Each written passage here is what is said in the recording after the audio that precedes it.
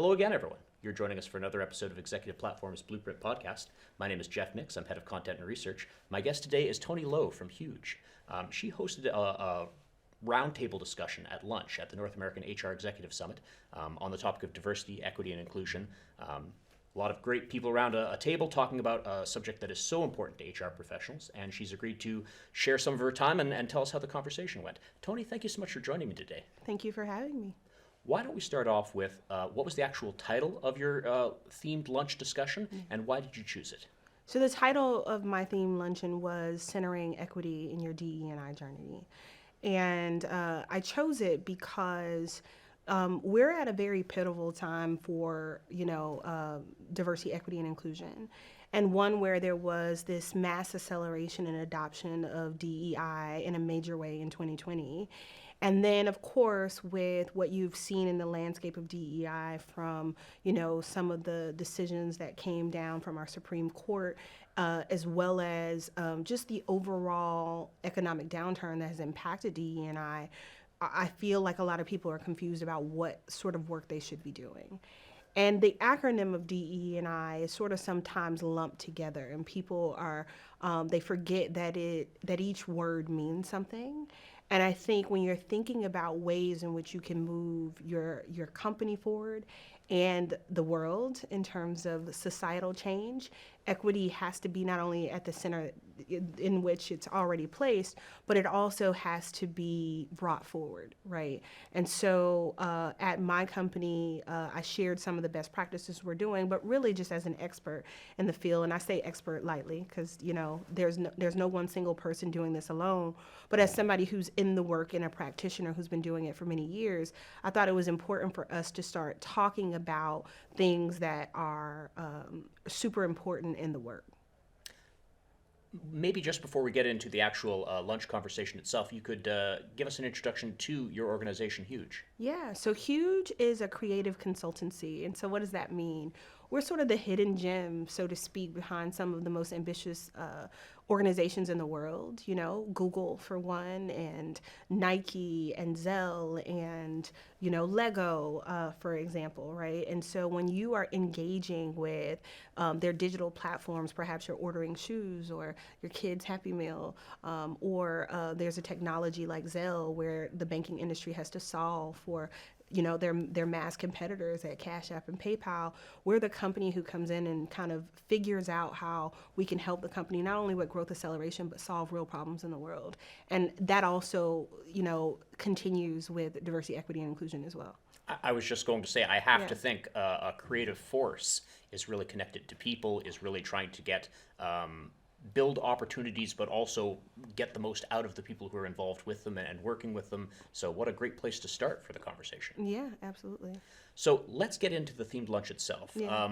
You don't have to name names, of course, but 10 people sign up to this thing. They're sitting around a table. They've picked it because you picked that topic. Right.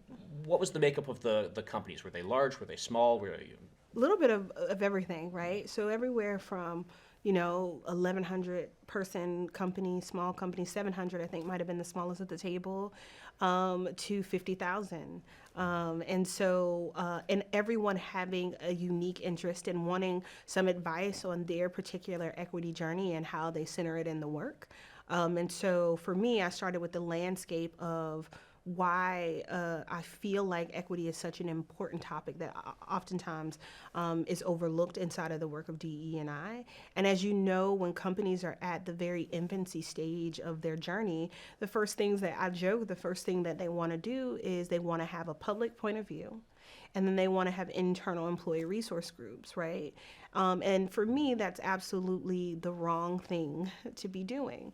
And so I talked about sort of a cycle of importance in order of what I believe are the three most important things to start in your journey. And the first really is, practice and power, to evaluate the internal power dynamics of your organization and the practices and preferences and traditions that exist inside those organizations and challenge them, right? Because if you think about organizations that were seated at the table, some some were 20 years old and some were 100 years old. If you think about what was happening 100 years ago, well, we were in a workforce that didn't necessarily represent marginalized community or, gender-based hiring, right? And so at the end of the day, these are organizations that inherently have systemic issues, whether they have chosen to be that way today or not. But inherently, if the organization wasn't built for a community of people, it's going to be reflective in things that they've inherited. So we talked about that. So that was the first thing.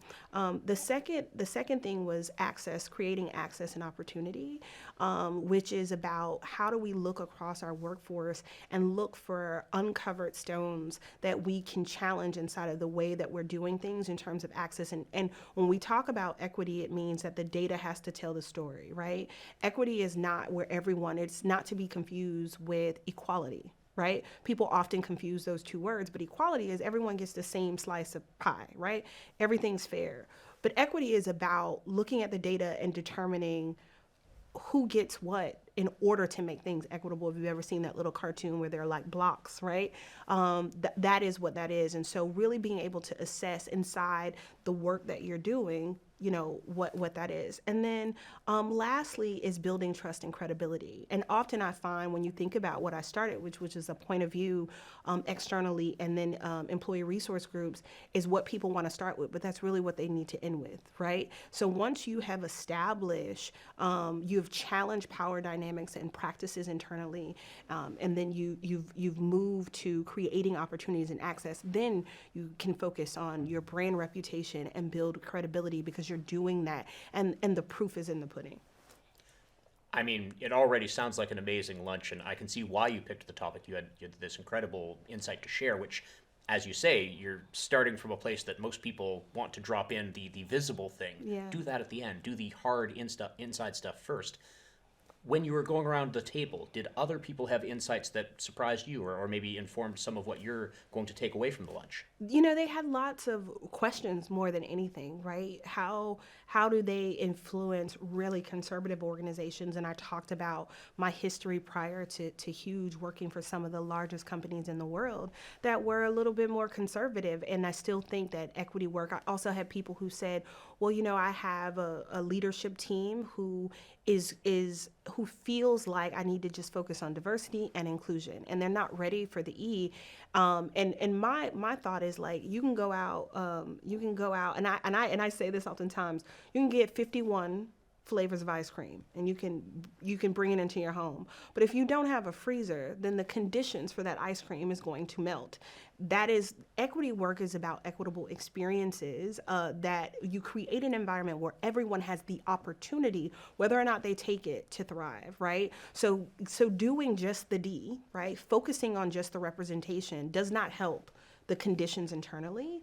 And if I don't have the same conditions internally, then I don't feel included or like I belong, right? So when you think about the D, the I, and the B, the work really starts with shared language and a consistent process and a hygiene and infrastructure in terms of the internal workings of your company that is consistent. When I hear that, in the privacy of a lunch, they say, I struggle with this in my leadership team, in my company. There are organizations out there that worry about this. I think so many people who are probably listening to this episode, they saw the title and said, this is a pain point for us too. I have to think it starts off with good examples and building ambassadors and saying, we can demonstrate that this works. What are some of the things that organizations that are coming up against that hard starting point, getting the ball rolling, what advice would you have for them? Yeah, I think that there's so many internal examples, but I think it's about getting curious and asking why, right? I think it's also about understanding your personal involvement, understanding institutional sort of inequity and structural inequity, and we talked through that a little bit. And I think ultimately, when there's a lot of fear in the E word for companies, but I really think it's about unturning, and overturning, I would say, internal stones that are you're questioning why are we doing this the way that we're doing. One of the things that I shared is that we have done some amazing things internally to create as much as possible, because everyone has an imperfect company. No one is getting this right all the time, but we've done some internal things to really try to align, particularly in talent performance, equitable experiences. We've adopted a partnership with a tool to make sure that the consistency around performance management and promotion is the same. We've also adopted a promotion when ready versus an annual assessment to allow for us to look at inequitable, sort of growth and make decisions in real time as opposed to like annually. We're doing training to help our leaders adopt shared language around the understanding of how we got here internally. And so I feel like equity, there's so many ways, and even supplier diversity. I talked a little bit about that in our journey with supplier diversity, and how we are affecting the larger community from a social impact perspective. We went from just passively tracking it and coming in around 4 million to 15.4 million, 2 years later, because we are paying attention to the dollars and the equity in that process, right? So I shared a lot of real world experiences. I also shared, other, organizations and some of the work that they've been doing to give real world examples to the people who attended around the sort of things that they could be looking at, right? And I think a lot of times, it's like control what you can control, right? And I think a good place to start is picking out, 3 things inside of your organization that systemically have been flawed, and getting into the data and the reasons and questioning it and seeing how you can influence that to have better equitable outcomes in the future. I think this speaks so powerfully to a trend I've seen in HR professionals, where you're treating every employee as a whole person, and Yeah. that whole person needs to be understood not just from what they're doing during their work life, what they want, what they need, what they understand, what they hope for in the future. And companies that get that right get to call themselves employers of choice, and Right. they don't have a talent crunch, they don't have a labor issue. And Correct. I think that is another piece of that conversation, that equity isn't one part of DEI, it's actually throughout an organization. Absolutely, right? I mean, I think that is spot on. And I think when you're looking at talent, and I think when you think about the evolution of the workforce and where we are today, we're more in a gig economy than ever, and you have, Gen Zs and younger millennials, and then eventually Y coming after Gen Z, and you have all of these generational. We have now, for the first time ever, 5 generations in the workplace.